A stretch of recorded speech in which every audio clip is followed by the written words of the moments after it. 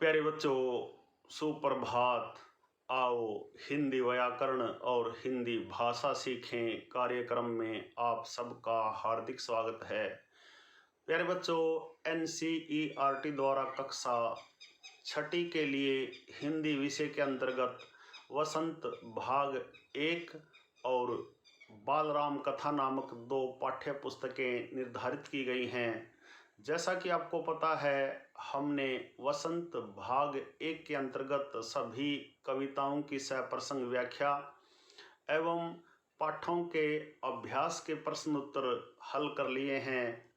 आज हम दूसरी पाठ्य पुस्तक बाल राम कथा प्रारंभ करने जा रहे हैं, जिसके अंतर्गत हम बाल राम कथा नामक पाठ्य पुस्तक के सभी पाठों का सार, अभ्यास के प्रश्नोत्तर और महत्वपूर्ण बहुविकल्पीय प्रश्नोत्तर सीखने का प्रयास करेंगे। प्यारे बच्चों, आज का हमारा पाठ है अवधपुरी में राम। आइए अवधपुरी में राम नामक पाठ का सार अथवा सारांश जानते हैं। प्यारे बच्चों, यह कथा अवध की है और बहुत पुरानी है। अवध में सरयू नदी के किनारे एक अति सुंदर नगर था, अयोध्या। सही अर्थों में दर्शनीय, देखने लायक, भव्यता जैसे उसका दूसरा नाम हो। अयोध्या में केवल राजमहल भव्य नहीं था, उसकी एक एक इमारत आलीशान थी। आम लोगों के घर भव्य थे, सड़कें चौड़ी थी, सुंदर बाग बगीचे, पानी से लबालब भरे सरोवर।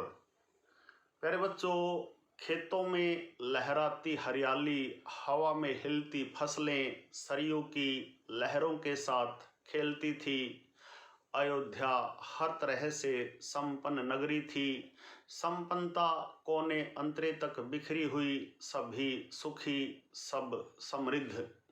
दुख और विपन्नता को अयोध्या का पता नहीं मालूम था, या उन्हें नगर की सीमा में प्रवेश की अनुमति नहीं थी। पूरा नगर विलक्षण था, अद्भुत और मनोरम। प्यारे बच्चों, उसे ऐसा होना ही था। वह कौशल राज्य की राजधानी था। राजा दशरथ वहीं रहते थे। उनके राज में दुख का भला क्या काम। राजा दशरथ कुशल योद्धा और न्यायप्रिय शासक थे।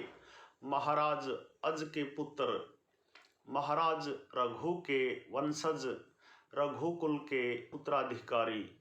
रघुकुल की रीति नीति का प्रभाव हर जगह दिखाई देता था।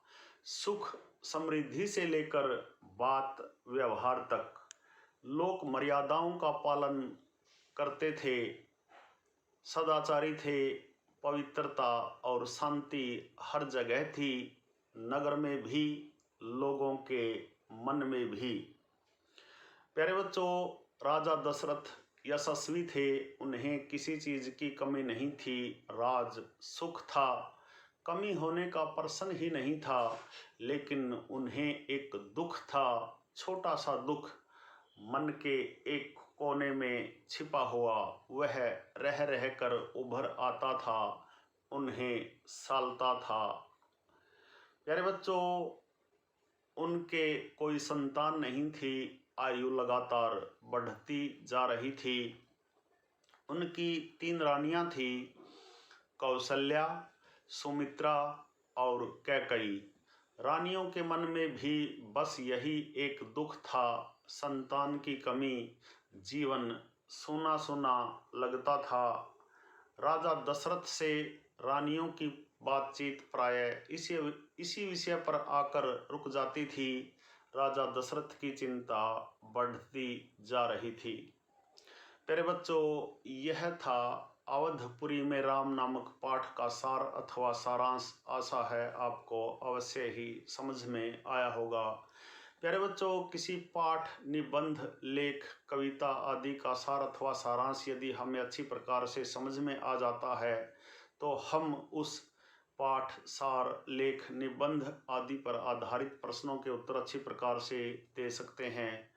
आइए अवधपुरी में राम नामक पाठ के अभ्यास के प्रश्न उत्तर सीखते हैं। पहला प्रश्न देखिए, अयोध्या नगरी किस नदी के किनारे बसी थी और किस राज्य की राजधानी थी? प्यारे बच्चों, अयोध्या नगरी सरयू नदी के किनारे बसी थी और यह कौशल राज्य की राजधानी थी। प्रश्न नंबर 2 देखिए, अयोध्या कैसी नगरी थी? अयोध्या हर तरह से संपन्न नगरी थी। सभी सुखी और समृद्ध थे। अयोध्या में केवल राजमहल ही भव्य नहीं था, आम लोगों के घर भी भव्य थे। सभी सड़कें चौड़ी थी, पानी से लबालब भरे सरोवर थे, खेतों में हरियाली थी। प्रश्न नंबर 3 देखिए, राजा दशरथ किसके पुत्र थे और किस कुल के उत्तराधिकारी थे? प्यारे बच्चों, राजा दशरथ अज के पुत्र थे और वह रघुकुल के उत्तराधिकारी थे। प्रश्न नंबर 4 देखिए, राजा दशरथ को क्या दुख था?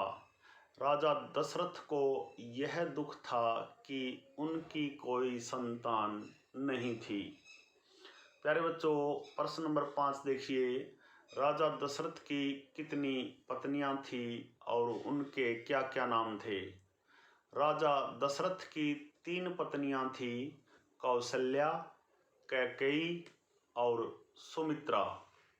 प्यारे बच्चों, यह थे अवधपुरी में राम नामक पाठ के अभ्यास के प्रश्न उत्तर।